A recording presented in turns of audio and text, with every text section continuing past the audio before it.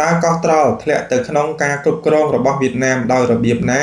តាមឯកសារប្រវត្តិសាស្ត្រដែលត្រូវបានទទួលស្គាល់យ៉ាងទូលំទូលាយកោះត្រល់ឬភូកុកជាឈ្មោះភាសាវៀតណាមបានស្ថិតនៅក្រោមការគ្រប់គ្រងរដ្ឋបាលរបស់វៀតណាមតាំងពីសម័យអាណានិគមបារាំងនៅឆ្នាំ1939អគ្គទេសាភិបាលឥណ្ឌូចិនបារាំងលោក Jules Préville បានចេញសេចក្តីសម្រេចកំណត់ខ្សែ Préville ដើម្បីបែងចែកការគ្រប់គ្រងរដ្ឋបាលកោះនៅឈូងសមុទ្រថៃកោះត្រល់ត្រូវបានដាក់ឲ្យស្ថិតនៅក្រោមការគ្រប់គ្រងរបស់កូសាំងស៊ីនខណៈកោះមួយចំនួនទៀតស្ថិតនៅក្រោមការគ្រប់គ្រងរបស់កម្ពុជាជាការពិតដែលថាខ្សែ Préville ត្រូវបានបង្កើតឡើងសម្រាប់គោលបំណងរដ្ឋបាលមិនមែនជាព្រំដែនអន្តរជាតិផ្លូវការនោះទេទោះជាយ៉ាងណាក្រោយមកកោះត្រល់នៅតែបន្តស្ថិតនៅក្រោមការគ្រប់គ្រងជាក់ស្ដែងរបស់វៀតណាមបន្ទាប់ពីការបញ្ចប់សង្គ្រាមឥណ្ឌូចិននិងសង្គ្រាមវៀតណាមកោះនេះបានស្ថិតនៅក្រោមការគ្រប់គ្រងរបស់វៀតណាមរហូតមកដល់សព្វថ្ងៃសំណួរសួរថាតើកម្ពុជាមានសិទ្ធិទាមទារត្រឡប់មកវិញបានដែរឬទេ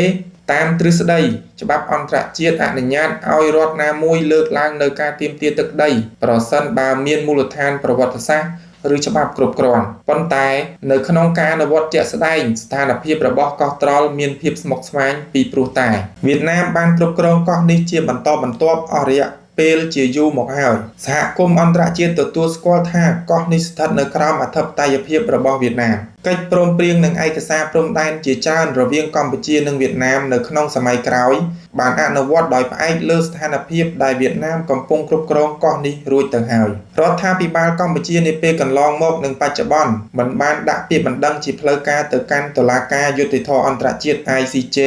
ដើម្បីទាមទារអធិបតេយ្យភាពលើកោះត្រល់នេះទេដូចនេះចំពោះទស្សនៈប្រវត្តិសាស្ត្រប្រជាជនខ្មែរជាច្រើនជឿថាកោះត្រល់មានទំនាក់ទំនងជាមួយទឹកដីខ្មែរតាំងពីអតីតកាលប៉ុន្តែចំពោះទស្សនៈច្បាប់អន្តរជាតិនិងស្ថានភាពជាក់ស្ដែងនាពេលបច្ចុប្បន្នកោះត្រល់ស្ថិតនៅក្រោមការគ្រប់គ្រងនិងត្រូវបានទទួលស្គាល់ជាផ្នែកមួយនៃប្រទេសវៀតណាមដូចនេះការទាមទារត្រឡប់មកវិញអាចធ្វើបានតាមទ្រឹស្ដីប៉ុន្តែនឹងជួបនៅឧបសគ្គផ្នែកច្បាប់នយោបាយសង្គ្រាម